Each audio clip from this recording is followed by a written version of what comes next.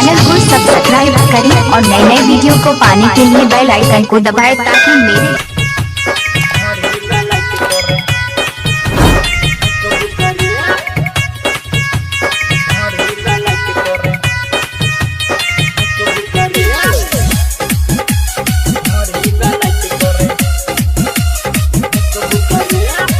presented by DD Production House, Sakri। तेरे सुनर छोरा पलेटर आई चले दही generator.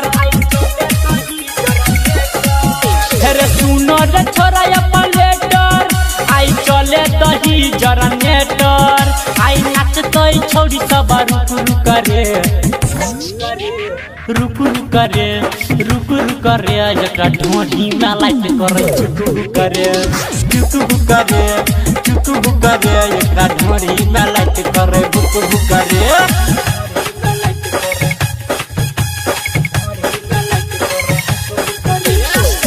Presented by DD Production House, Sakri।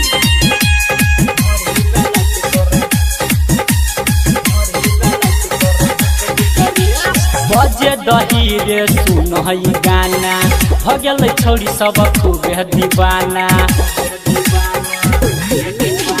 बजे दही रे सुन हई गाना हो गेल छोड़ी सब खूब दीवाना। एना देखा छौरी चोली लागे चलबे ते आई गोली।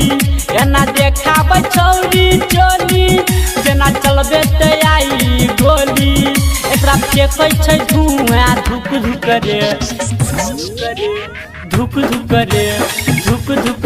एकरा ढोढ़ी में लाइट करे चुक करे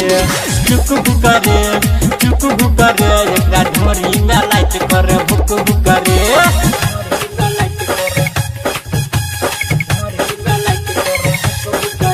Presented by DD Production House, Sakri।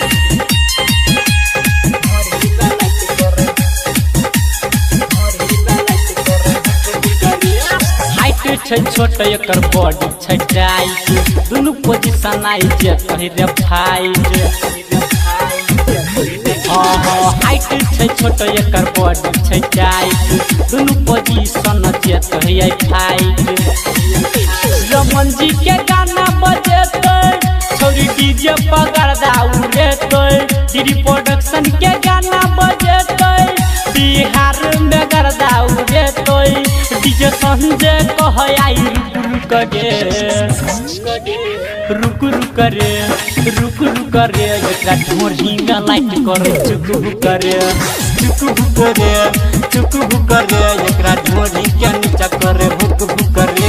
तेरे सुनर छोरा पलेटर आई चले दही जनरेटर। आई नाचते छोड़ी सब रुक करे एकरा ढोढ़ी में लाइट करे चुक करे एकरा ढोढ़ी में लाइट करे